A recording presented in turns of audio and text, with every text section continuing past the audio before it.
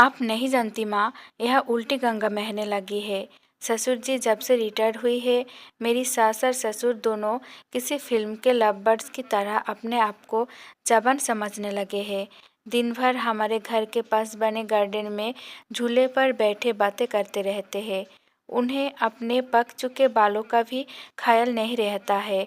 अब इस उम्र में उन्हें ऐसा व्यवहार क्या शोभा देता है। कविता अपने ससुराल के समाचार अपनी माँ को बता रही थी। तभी सास उदास मन से रसोई घर में जाती है, क्योंकि बहू की वो कड़वी बातें उन्होंने सुन ली थी। उसकी सभी बातों को नज़रअंदाज कर सास मसाले वाली चाय बना के पहले एक कप बहू को उसके कमरे में देकर दूसरा कप अपने पति के लिए लेकर जाती है। बहू ये देखती है और अपना मुंह टेढ़ा करती है। सस ने फिर से एक बार उसकी तरफ दुर्लक्ष किया, क्योंकि ससुर के निवृत्त होने के बाद ये उनका रोज का ही नित्य क्रम बन गया था। वो अब किसी की भी परवाह किए बिना रोज अपने मर्जी के मुताबिक नए नए कपड़े पहनकर गार्डन में अपने पति के साथ बैठकर अपना ज़्यादातर समय बिताती थी। उन्होंने अपनी पूरी जिंदगी अपने बच्चों के लिए काम करते बिता दी थी, इसलिए अब बची कुची जिंदगी वो दोनों एक साथ समय बिताकर जीना चाहते थे। आनंद निवास बांग्ले जैसा 2 मंजिलों का घर पति पत्नी का ये सपना था और उन्होंने बड़ी मेहनत से इसे पूरा भी किया था। अलका जी ने घर के सामने बड़े प्यार से उस गार्डन को बनाया था और वह पर कई फूलों के पौधे और बेलें उगाई थी। उनके उगाए चंपा, जसवंती, मोगरा, गुलाब ऐसे दर्जनों फूलों की खुशबू से उनका गार्डन हमेशा महकता रहता था। अलग अलग ऋतुओं में अलका जी अलग अलग सब्जियां भी अपने उस गार्डन उगाया करती। रसोई के लिए धनिया, पुदीना और मेथी उन्हें कभी बाहर से खरीदनी नहीं पड़ती थी।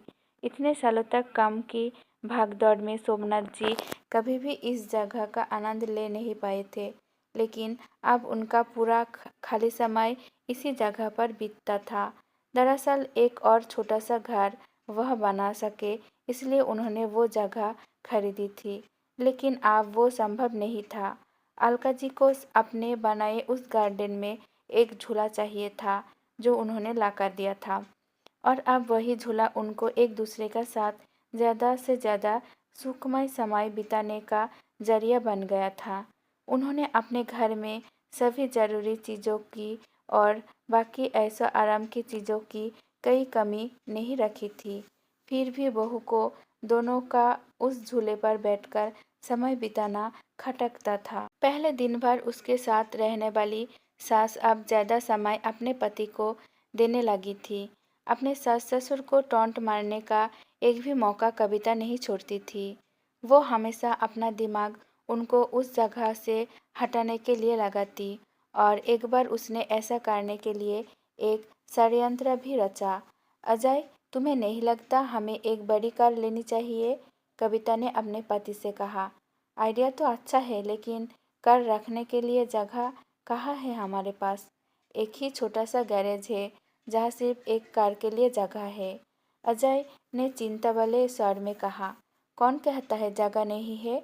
वो गार्डन है ना, जहाँ आजकल 2 लव बर्ड्स अपना डेरा जमाए बैठते हैं।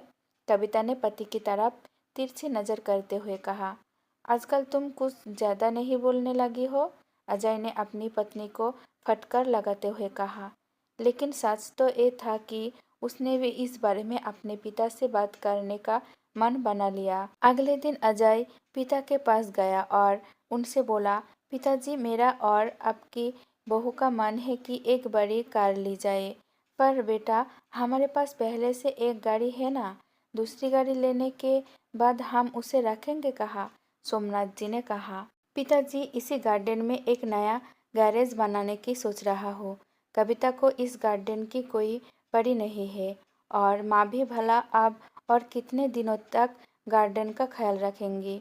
इसलिए अच्छा होगा कि सभी पेड़ पौधों को तोड़कर यह गैरेज बना लिया जाए। अजय ने अपने विचार बताए। दूर खड़ी अलका जी का ये सुनकर जैसे दिल ही बैठ गया। सोमनाथ जी अपना गुस्सा दबाते हुए बोले, मुझे तुम्हारी माँ से पूछना पड़ेगा। मुझे थोड़ा वक्त दो। क्या पिताजी, इसमें क्या मम्मी से पूछना? आप दोनों तो किसी का विचार करते ही नहीं है। दिन भर झूले पर बैठे रहते हैं, बिना 4 लोगों के बारे में सोचे। अब कविता घर में है, छोटे बच्चे भी है घर में, और आने जाने वाले लोग भी तो आपको कैसे देखते हैं। आप किसी का विचार नहीं करते। अजय थोड़ा चिढ़ते हुए ही बोला।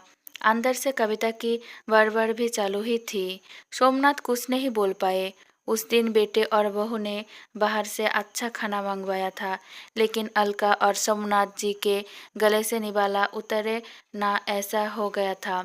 उस पूरी रात दोनों ही जगते रहे थे, लेकिन सुबह सुबह कुछ विचार आने से सोमनाथ जी के चेहरे पर मुस्कान आ गई थी। सोमनाथ जी खुद रसोई घर में जाकर चाय बनाकर लाए थे, लेकिन अलका जी इतनी निराश थी कि वो आज बागीचे में किसी भी पेड़ पौधे को पानी तक डालने नहीं गई थी। पूरा दिन तो बड़ा ही नॉर्मल तरीके से गुजरा था, लेकिन शाम को अजय की आंखों फटी की फटी रह गई थी, जब उसने घर के आगे घर भाड़े से देना है का बोर्ड पड़ा था। अजय ने सोमनाथ जी से कहा, पापा, माना कि हमारा घर बड़ा है, लेकिन इसका ये मतलब थोड़ी है कि हम इसे भाड़े से दे दे। बेटा, अगले महीने मेरे साथ काम करने वाले शर्मा जी रिटायर्ड हो रहे हैं और वही अब इस घर में भाड़े से रहेंगे। सोमनाथ जी ने कहा। लेकिन वो कहाँ रहेंगे? अजय ने अपनी शंका भरा सवाल पूछा। घर के उस हिस्से में जहाँ तुम रहते हो, सोमनाथ जी ने कड़क आवाज में कहा। और पापा, हम कहाँ रहेंगे? नरम पड़ती आवाज में अजय ने पूछा। बेटा, मैं मानता हूँ कि मैंने तुम्हें इस लायक तो बनाया है कि तुम अपने पैरों पर खुद खड़े हो सको, इसलिए तुम्हारे पास 1 महीना है। तुम अपने लिए नया फ्लैट ढूंढ लो। एक कंपनी का फ्लैट में रहने चले जाओ। ये वह तुम्हें तुम्हारी उम्र के लोगों का साथ मिल जाएगा, और इस घर में हमें हमारी उम्र के लोगों का साथ मिल जाएगा। तुम भी सुखी और हम भी। सोमनाथ जी ने सब कुछ साफ साफ बताया। पापा, लगता है आप तो नाराज हो गए। कल मैंने जो भी कहा, मेरा वो मतलब नहीं था। अजय ने अपने पापा के आगे हाथ जोड़ते हुए कहा। नहीं बेटा, तुम्हारी जनरेशन ने हमें एक सबक सिखा दिया है कि कैसे प्रैक्टिकल बनकर रह जाता है। हम बड़े, तुम बच्चों को साथ में देखकर खुश हो सकते हैं, तो तुम्हें हमें साथ में देखने में क्या प्रॉब्लम होती है? ये घर, ये गार्डन, गार्डन में बड़े हुए ये पेड़ पौधे इस बात के गवाह है कि कैसे तुम्हारी माँ ने मेरे लिए और खासकर तुम्हारे लिए जी जान से सेवा की है, अपना समय अपनी ज़बानी खर्च कर दी है। इसलिए इन सब पर तुमसे और मुझसे भी ज़्यादा तुम्हारी माँ का हक है, और इन सब को मैं तुम्हारी माँ से नहीं छीन सकता। सोमनाथ जी ने अपनी पत्नी की तरफ देखकर कहा।